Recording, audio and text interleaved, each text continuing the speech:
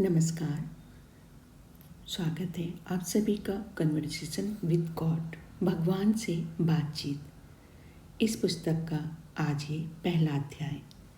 यहाँ पर राइटर कह रहे हैं 1992 की बसंत ऋतु में, मुझे याद है वह ईस्टर के आसपास का समय था। मेरे जीवन में एक असाधारण घटना घटी। ईश्वर आपसे बात करने लगे मेरे माध्यम से। मैं समझाता हूँ, उस समय मैं व्यक्तिगत, पेशेवर और भावनात्मक हर स्तर पर बहुत दुखी था। मेरा जीवन मुझे हर दृष्टि से असफल प्रतीत हो रहा था। वर्षों से मेरी आदत थी कि मैं अपने विचार पत्रों में लिखता रहता था, जिन्हें मैं प्रायः कभी किसी को देता नहीं था।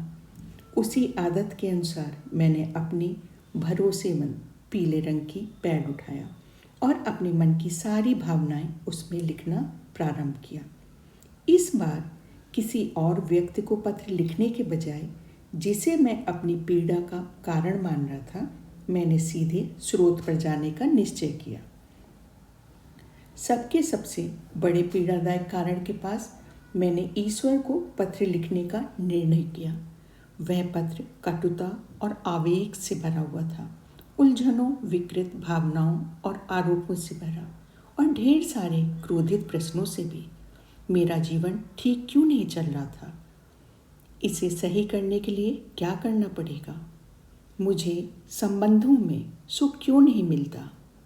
क्या पर्याप्त धन का अनुभव मुझे हमेशा के लिए नहीं मिलने वाला था? और अंत में सबसे अधिक तीव्रता से मैंने ऐसा क्या किया है कि मुझे लगातार संघर्षों से भरा जीवन मिला? ये सारे प्रश्न हमने अपने उस लेटर पैड में लिख दिया। मेरे लिए बहुत आश्चर्यजनक था। जैसे ही मैंने अपने कड़वे और निरुत्तर लगने वाले प्रश्नों का अंतिम वाक्य लिखा और कलम एक ओर रखने ही वाला था, मेरा हाथ कागज पर स्थिर रह गया, मानो किसी अदृश्य शक्ति ने उसे वहीं थाम लिया। अचानक कलम अपने आप चलने लगी। मुझे जरा भी पता नहीं था कि मैं क्या लिखने वाला हूँ, लेकिन भीतर से कोई विचार आ रहा था, इसलिए मैंने भी उसे बहने दिए और कागज़ पर आगे लिखने लगा। क्या तुम सच में इन सभी प्रश्नों के उत्तर चाहते हो, या तुम अपना बस गुस्सा निकाल रहे हो? मैंने आंखें झपकाई, फिर मेरे मन में एक उत्तर आया। मैंने वह भी लिख दिया, दोनों। मैं गुस्सा भी निकाल रहा हूँ, ये सच है, लेकिन अगर इन सवालों के जवाब में, तो मैं उन्हें ज़रूर सुनना चाहूँगा। फिर लिखा गया, तुम बहुत सी बातों को लेकर एक नरक तक निश्चित हो, लेकिन क्या स्वर्ग तक निश्चित होना अच्छा नहीं होगा? और मैंने लिखा, इसका क्या अर्थ है? और इससे पहले कि मैं समझ पाता, एक संवाद शुरू हो चुका था। मैं लिख नहीं रहा था, बल्कि जैसे किसी की लिखवाई कर रहा था। ये लिखवाई 3 वर्षों तक चल रही। उस समय मुझे जरा भी अंदाज नहीं था कि ये सब कहाँ जा रहा है। जिन प्रश्नों को मैं कागज़ पर लिखता था, उनके उत्तर तब तक नहीं आते थे जब तक प्रश्न पूरी तरह लिख ना दिए जाएं और मैं अपने निजी विचार अलग ना रख दूं। कई बार उत्तर इतनी तेजी से आते हैं कि मैं उन्हें पकड़ने के लिए हड़बड़ाहट में लिखने लगा था। जब कभी मैं उलझन में पड़ जाता या यह अनुभूति खो देता कि शब्द कहीं और से आ रहे हैं, तो मैं कलम रख देता और उस संवाद से दूर चला जाता, जब तक कि फिर से प्रेरणा न मिले। क्षमा करें, इसके लिए यही शब्द सबसे उपयुक्त है। और मैं फिर से उसी पीली लीगल पैड पर लौटकर लिखना शुरू न कर दूं। आज भी जब मैं ये लिख रहा हूँ, ये संवाद जारी है और इसका बहुत सा भाग आगे आने वाले पन्नों में है। ऐसे पन्ने जिनमें एक अद्भुत संवाद दर्ज है, जिस पर पहले मुझे विश्वास नहीं हुआ, कि फिर मैंने सोचा कि ये केवल मेरे निजी जीवन के लिए हैं, लेकिन अब मैं समझता हूँ कि ये केवल मेरे लिए नहीं था, ये आपके लिए था और हर उस व्यक्ति के लिए था जो इस सामग्री तक पहुँचा है। क्योंकि मेरे प्रश्न ही आपके प्रश्न हैं, मैं चाहता हूँ कि आप जितनी जल्दी हो सके इस संवाद में प्रवेश करें, क्योंकि यहाँ वास्तव में महत्वपूर्ण मेरी कहानी नहीं है, बल्कि आपकी कहानी है। आपका जीवन अनुभव ही आपको यहाँ तक लाया है। यही सामग्री आपके व्यक्तिगत अनुभव से जुड़ी है, अन्यथा आप अभी इसी क्षण इसके साथ यहाँ उपस्थित ना होते। तो आइए इस संवाद में उस प्रश्न से प्रवेश करें जिसे मैं बहुत लंबे समय से पूछता आ रहा था। ईश्वर कैसे बोलते हैं और किससे? जब मैंने ये प्रश्न पूछा तो मुझे ये उत्तर मिला, मैं सभी से बात करता हूँ हर समय। प्रश्न ये नहीं है कि मैं किससे बात करता हूँ, बल्कि ये है कि कौन सुनता है। जिज्ञासु होकर मैंने ईश्वर से इस विषय को और विस्तार से समझाने को कहा। ईश्वर ने कहा, सबसे पहले बात करना, शब्द की जगह संवाद करना, शब्द रखो। ये कहीं अधिक इच्छा, अधिक पूर्ण और अधिक सटीक शब्द हैं। जब हम एक दूसरे से बोलने का प्रयास करते हैं, मैं तुमसे, तुम मुझसे, तो हम तुरंत शब्दों की अविश्वसनीय सीमाओं में बंध जाते हैं। इसी कारण मैं केवल शब्दों के माध्यम से संवाद नहीं करता। वास्तव में मैं ऐसा बहुत कम ही करता हूँ। मेरे संवाद का सबसे सामान्य माध्यम भावना है। भावना आत्मा की भाषा है। यदि तुम जानना चाहते हो कि किसी विषय पर तुम्हारे लिए क्या सत्य है, तो देखो कि तुम उसके बारे में कैसा महसूस करते हो। भावनाओं को पहचानना कभी कभी कठिन होता है और उन्हें स्वीकार करना उससे भी अधिक कठिन। फिर भी तुम्हारी सबसे गहरी भावनाओं में ही तुम्हारा सर्वोच्च सत्य छिपा है। कौशल ये है कि उन भावनाओं तक कैसे पहुंचा जाए। मैं तुम्हें ये दिखाऊंगा। फिर से, यदि तुम चाहो, मैंने ईश्वर से कहा कि मैं अवश्य चाहता हूँ, लेकिन इस समय मैं अपने पहले प्रश्न का पूरा और स्पष्ट उत्तर और भी अधिक चाहता हूँ। ईश्वर ने बोला, मैं विचारों के माध्यम से भी संवाद करता हूँ। विचार और भावना एक जैसे नहीं हैं, यद्यपि वे एक ही समय पर उत्पन्न हो सकते हैं। विचारों के माध्यम से संवाद करते समय मैं प्रायः चित्रों और प्रतीकों का उपयोग करता हूँ। इसी कारण विचार संवाद के साधन के रूप में केवल शब्दों से अधिक प्रभावी होते हैं। भावनाओं और विचारों के अतिरिक्त मैं अनुभव को भी एक महान संवाद माध्यम के रूप में उपयोग करता हूँ। और अंत में जब भावना, विचार, अनुभव तीनों असफल हो जाते हैं, तब मैं शब्दों का उपयोग करता हूँ। शब्द वास्तव में संवाद का सबसे कम प्रभावी माध्यम है। उनमें गलत अर्थ निकलने की संभावना सबसे अधिक होती है और वे सबसे अधिक गलत समझे जाते हैं। और ऐसा क्यों है? क्योंकि शब्द वास्तव में होते क्या हैं? शब्द केवल ध्वनियाँ हैं, ऐसी आवाज़ें जो भावना, विचार और अनुभव का प्रतिनिधित्व करती हैं। वे प्रतीक हैं, संकेत हैं, चिन्ह हैं। वे सत्य नहीं हैं, वे वास्तविक वस्तु नहीं हैं। शब्द तुम्हें किसी बात को समझने में सहायता कर सकते हैं, अनुभव तुम्हें जानने देता है। फिर भी कुछ ऐसी बातें हैं जिन्हें तुम अनुभव नहीं कर सकते, इसलिए मैंने तुम्हें जानने के अन्य साधन दिए हैं, और वे हैं भावनाएं और उसी प्रकार विचार भी। अब यहाँ सबसे बड़ा विडंबनापूर्ण तथ्य ये है कि तुम सबने ईश्वर के शब्द को बहुत अधिक महत्व दिया है और अनुभव को बहुत कम। वास्तव में तुम अनुभव को इतना कम महत्व देते हो कि जब ईश्वर के बारे में तुम्हारा अनुभव उससे भिन्न होता है तो तुमने ईश्वर के बारे में सुना है, तो तुम तुरंत अनुभव को त्याग देते हो और शब्दों को स्वीकार कर लेते हो। जबकि मेरा जबकि होना इसके ठीक उलट चाहिए। फिर किसी बात के बारे में तुम्हारा अनुभव और तुम्हारी भावना ये दर्शाते हैं कि तुम उस बात को तथ्यात्मक और सहज रूप से क्या चाहते हो। शब्द केवल उस ज्ञान का प्रतीक बनाने का प्रयास करते हैं और कई बार उस ज्ञान को भ्रमित भी कर देते हैं। ये वे उपकरण हैं जिनके माध्यम से मैं संवाद करता हूँ, किंतु ये ही विधियाँ नहीं हैं, क्योंकि हर भावना, हर विचार, हर अनुभव और हर शब्द मुझ में ही आता है। मेरे नाम पर अनेक शब्द दूसरों द्वारा कहे गए हैं। अनेक विचार और अनेक भावनाएं ऐसे कारणों से उत्पन्न हुई हैं जो मेरी प्रत्यक्ष रचना नहीं है। अनेक अनुभव उन्हीं से जन्म लेते हैं। चुनौती विवेक की है। कठिनाई ये जानने में है कि ईश्वर से आने वाले संदेश और अन्य स्रोतों से आने वाली सूचनाओं में कैसे अंतर किया जाए। विवेक का प्रयोग एक मूल नियम से सरल हो जाता है।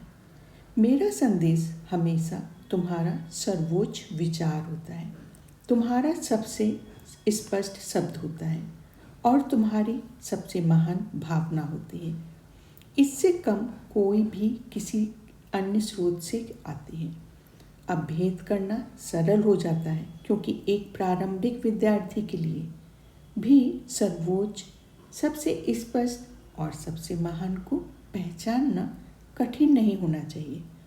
फिर भी मैं तुम्हें ये निर्देश देता हूँ, सर्वोच्च विचार वह है जिसमें आनंद हो। सबसे स्पष्ट शब्द वे हैं जिनमें सत्य हो। सबसे महान भावना वह है जिसे तुम प्रेम कहते हो। आनंद, सत्य, प्रेम, ये तीनों परस्पर परिवर्तनीय हैं और एक हमेशा दूसरों की ओर ले जाता है। इन्हें किस क्रम में रखना चाहिए, इससे कोई अंतर नहीं पड़ता। इन दिशा निर्देशों से ये निर्धारित करने के लिए कि बाद में कौन सा संदेश मेरा है और कौन सा किसी अन्य स्रोत से आता है, केवल एक प्रश्न शेष रह जाता है। क्या मेरे संदेशों पर ध्यान दिया जाएगा? मेरे अधिकांश संदेशों पर ध्यान नहीं दिया जाता। कुछ इसलिए क्योंकि वे सच होते हैं, के लिए बहुत अच्छे लगते हैं। कुछ इसलिए क्योंकि वे पालन करने में बहुत कठिन प्रतीत होते हैं। कई इसलिए क्योंकि वे गलत समझ लिए जाते हैं और अधिकांश इसलिए क्योंकि वे सुने नहीं जाते। मेरा सबसे शक्तिशाली संदेशवाहक अनुभव, और इसे भी तुम अनदेखा कर देते हो। विशेष रूप से ही इसी को तुम अनदेखा करते हो। यदि तुमने केवल अपने अनुभव को सुना होता तो तुम्हारी दुनिया आज जैसी है वैसी ना होती। अपने अनुभव को ना सुनने का परिणाम ये है कि तुम उसे बार बार दोहराते रहते हो, क्योंकि मेरा उद्देश्य ना तो रोका जा सकता है, ना मेरी इच्छा की उपेक्षा की जा सकती है। तुम संदेश प्राप्त करोगे, आज नहीं तो कल। मैं तुम्हें इसके लिए बाध्य नहीं करूँगा। मैं कभी जोर नहीं डालूँगा, क्योंकि मैंने तुम्हें स्वतंत्र इच्छा दी है, अपनी पसंद से चुनने की शक्ति, और मैं उसे कभी नहीं छीनूंगा। इसलिए मैं युगों युग तक और ब्रह्मांड के जिस भी कोने में तुम हो वहीं संदेश बार बार भेजता रहूँगा। मैं अनंत रूप से अपने संदेश भेजता रहूँगा जब तक कि तुम उन्हें ग्रहण ना कर लो और अपना ना कह दो। मेरे संदेश 100 रूपों में आएंगे, हजारों क्षणों में, लाखों वर्षों में फैले हुए। यदि तुम सच में सुनते हो तो तुम उन्हें चूक नहीं सकते। एक बार सच से सुनो, तुम उन्हें नज़रअंदाज भी नहीं कर सकते। तब हमारा संवाद वास्तव में शुरू होगा। अतीत में तुम केवल मुझसे बात करते रहे हो, प्रार्थना करते रहे हो, विनती करते रहे हो, याचना करते रहे हो। अब मैं भी तुम्हें उत्तर दे सकता हूँ, जैसा कि मैं यहाँ कह रहा हूँ। मैं कैसे जानूँ कि ये संवाद ईश्वर से है? मुझे कैसे पता चलेगा कि ये मेरी कल्पना नहीं है? इसमें अंतर क्या होगा? क्या तुम नहीं देखते हो कि तुम्हारी कल्पना के माध्यम से भी उतनी ही सहजता से कार्य कर सकता हूँ जितना किसी और माध्यम से? मैं हर क्षण तुम्हें ठीक वही विचार, शब्द या भावना देता हूँ जो उस समय के उद्देश्य के लिए सबसे उपयुक्त होते हैं, एक माध्यम से या कई माध्यमों से। तुम जानोगे कि ये शब्द मुझसे हैं क्योंकि तुमने अपने आप कभी इतनी स्पष्टता से इन प्रश्नों पर बात नहीं की। यदि तुम पहले ही इतनी स्पष्टता से बोल चुके होते तो तुम ये प्रश्न पूछ नहीं रहे होते। ईश्वर किससे संवाद करता है? क्या कुछ विशेष लोग होते हैं? क्या कुछ विशेष समय होता है? सभी लोग विशेष हैं और सभी क्षण स्वर्णिम हैं। कोई व्यक्ति और कोई समय दूसरे से अधिक विशेष नहीं है। बहुत लोग ये मानना कि ईश्वर केवल विशेष तरीकों से और केवल विशेष लोगों से ही संवाद करता है। इससे अधिकांश लोग ये जिम्मेदारी दूसरों पर डाल देते हैं कि वे ईश्वर का संदेश सुने और उसे ग्रहण करें और स्वयं किसी और की बात मान लें। जब तुम ये मान लेते हो कि किसी और ने हर विषय पर मुझसे सुन लिया है तो तुम्हें मेरी बात सुनने की आवश्यकता ही नहीं रहती। दूसरों की सुनी हुई बात सुनकर तुम स्वयं सोचने में बैठ जाते हो। यही कारण है कि अधिकांश लोग व्यक्तिगत स्तर पर मेरे संदेशों से दूर हो जाते हैं। यदि तुम ये स्वीकार कर लो कि तुम स्वयं मेरे संदेश प्राप्त कर रहे हो तो उनकी व्याख्या की जिम्मेदारी तुम्हारी हो जाती है। दूसरों की व्याख्या स्वीकार करना, यहाँ तक कि उन लोगों की जो भी 2000 वर्ष पहले जीवित थे, अपने वर्तमान क्षण में प्राप्त संदेश को समझने की तुलना में कहीं अधिक सुरक्षित और आसान होती है। फिर भी मैं तुम्हें ईश्वर के साथ संवाद के लिए एक नए रूप के लिए आमंत्रित करूँगा, दो तरफा संवाद के लिए। वास्तव में ये तुम ही हो जिसने मुझे आमंत्रित किया है, क्योंकि मैं तुम्हारे आह्वान के उत्तर में इसी रूप में इसी क्षण तुम्हारे पास आया हूँ। कुछ लोग जैसे मसीहा ऐसा क्यों प्रतीत होते हैं कि वे तुम्हारे संवाद को दूसरे से अधिक सुन पाते हैं? क्योंकि कुछ लोग वास्तव में सुनने को तैयार होते हैं। वे सुनने को तैयार होते हैं और तब भी खुले रहते हैं जब संवाद डरावना, अजीब या बिल्कुल गलत ही क्यों ना लगे। क्या हमें भी तब भी ईश्वर की बात सुननी चाहिए जब वह गलत प्रतीत हो रहे हो? विशेष रूप से तब जब वह गलत प्रतीत हो या तुम मानते हो कि तुम हर बात में सही हो, तो फिर ईश्वर से संवाद की आवश्यकता ही क्या है? जो तुम जानते हो उस पर चलते रहो, लेकिन ये भी देखो कि तुम सब समय की शुरुआत से यही करते आ रहे हो और देखो दुनिया किस स्थिति में है। स्पष्ट है कि तुमसे कुछ छूट गया, निश्चित ही कुछ ऐसा जिसे तुम नहीं समझते। जो कुछ तुम समझते हो वह तुम्हें सही नहीं लगेगा, क्योंकि सही शब्द का अर्थ ही वही है जिससे तुम सहमत हो। इसलिए जो छूटा हुआ है वह प्रारंभ में तुम्हें गलत ही प्रतीत होगा। आगे बढ़ने का एक ही उपाय अपने आप से पूछना, यदि जिसे मैं गलत समझता हूँ वही वास्तव में सही हो तो क्या होगा? हर महान वैज्ञानिक ये जानता है कि जब किसी वैज्ञानिक का तरीका काम नहीं करता तो वह सभी मान्यताओं को एक ओर रख देता है और फिर से शुरुआत करता है। हर महान खोज इस तत्परता और क्षमता से ही हुई है व्यक्ति सही न होने को स्वीकार कर सके, और यही यहाँ आवश्यक है। तुम ईश्वर को तब तक नहीं जान सकते जब तक कि तुम यह कहना बंद नहीं कर देते कि तुम पहले से ही ईश्वर को जानते हो। तुम ईश्वर को तब तक नहीं सुन सकते जब तक तुम ये सोचना बंद नहीं कर देते हो तुम पहले ही ईश्वर को सुन चुके हो। मैं तुम्हें अपना सत्य तब तक नहीं बता सकता जब तक कि तुम मुझे अपना सत्य बताते रहोगे। Thank you. आज ये पेज 1 से लेकर 5 तक का अनुवाद है। Thank you.